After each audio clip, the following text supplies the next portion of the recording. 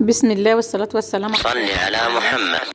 عليه الصلاة والسلام. اللهم صل على سيدنا محمد في الأولين وصل عليه في الآخرين وصل عليه في الملأ الأعلى إلى يوم الدين. مساء الخير يا جماعة، عاملين يا رب تكونوا بخير. احنا إن شاء الله معانا فيديو النهاردة ظريف خفيف كده لطيف.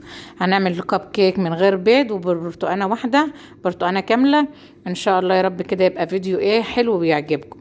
هيبقى معايا إن المقدار برتقانية بسرة كده متوسطة، أنا غسلتها بقشرها، شلت بوزها من هنا وبوزها من هنا وقطعتها مكعبات كده. هجيب شفشق الخلاط احط فيه البرتقانيه مع كوبايه ميه. عايزه اقول لك الكوبايه اللي انا بعاير بيها، كان حد سالني في الفيديو بتاع الكيكه اللي عملتها بالبرتقان ببيضه واحده على معيار الكوبايه، هي نفس الكوبايه دي اللي في اي بيت، كوبايه الشاي، مج الشاي العادي الازاز اللي في اي بيت بنشرب بيه الشاي. هنا حطيت في الخلاط البرتقانيه وعليها كوبايه ميه وضربتهم حلو، وبعد ما ضربتهم حلو نزلت بكوبايه سكر وربع كوبايه زيت.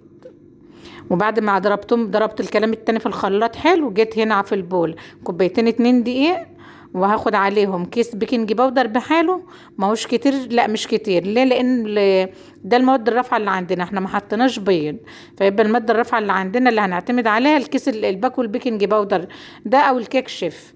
المهم انا خلطت الدقيق مع الكيك شيف كده. هجيب بقى السوائل اللي انا ضربتها في الخلاط اللي هي برتقانيه بكوبايه ميه بربع كوبايه زيت بكوبايه سكر، ضربتهم حلو في الخلاط ضرب مبرحا حلو كده والدنيا تمام. هجيب بقى كده السوائل دي على الدقيق واخلط كل الكلام الجميل الحلو اللي معايا ده كله، خلط كده، نخلط كده ونقلب كل السوائل في الدقيق لما العجينه معايا تبقى حلوه كده وجميل كده. خلاص خلصنا خلط كده، بسم الله ما شاء الله. شايفين ده القوام بتاع الكب كيك بتاعنا. شويه كب كيك كده عملناهم في سهره واحنا قاعدين بالليل، العيال كلوهم اتبسطوا بيهم ان شاء الله، وهنزينهم تزيين برضو بسيط خفيف كده والدنيا تمام معايا. بقى اقلب الكب ده اللي عندي والورق بتاع الكب ده حطيته فيه كده وبمعلقه بقى. عايزه تحطيه في كيس حلواني وتبقى اسهل عليكي من معلقه. كيس الحلواني صراحه بيبقى اسهل يا جماعه، او كيس تلاجة عادي، تجيبي كيس تلاجة من الدرج عادي، بس انا جيت ادور على كيس تلاجة لقيته خلصان.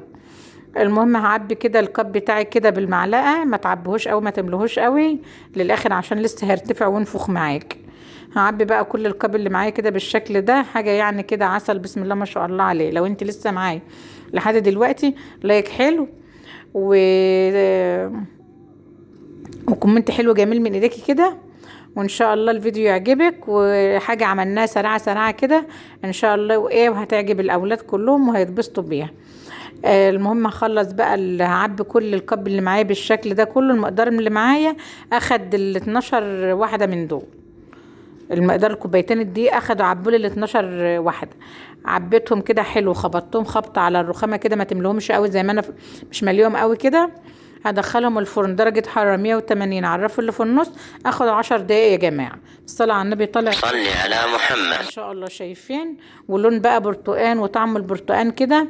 انا ما بحطش عليه فانيليا، ليه؟ لان حابة ريحة البرتقان وطعم البرتقان هو اللي يبقى غالي. الكب اللي انا بعمله او الكيكة اللي بعملها بالبرتقانة بحالها دي بحبها قوي، يعني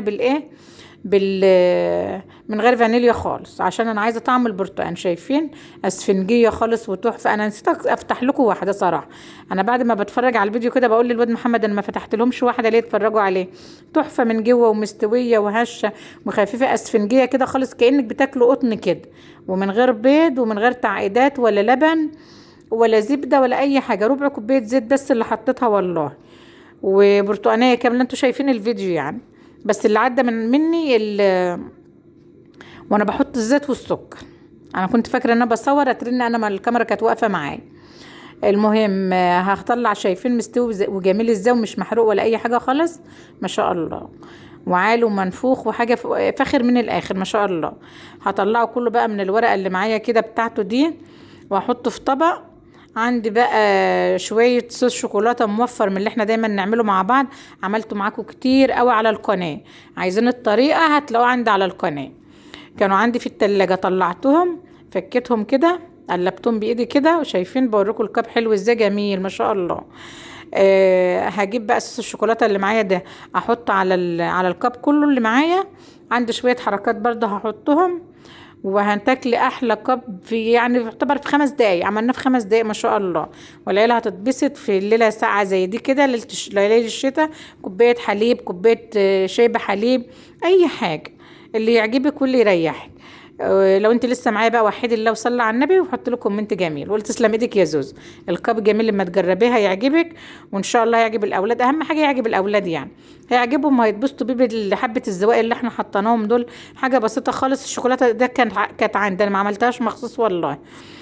ولو مش عندي كنت قدمته كده زي ما هو كده من غير حاجه. بس انا قلت طعم الشوكولاته مع البرتقال بيديكي مذاق عالي خالص، بيبقى طعمه جميل قوي الشوكولاته مع البرتقال يا جماعه والله. هنا خلاص خلصت حطيت الشوكولاته كلها عليه. معايا شويه حركات كده عندي موجودين حطيتهم. مش ما عندكش الحركات دي ما تحطهاش، مش لازم يعني. هو القاب لوحده كده من غير الشوكولاته ولا الحركات حاجه عظمه فاخر من الاخر ما شاء الله. وده القاب اللي عملناه من غير برتقان، من غير زبده، من غير بيض، من غير زبده، ببرتقانيه واحده.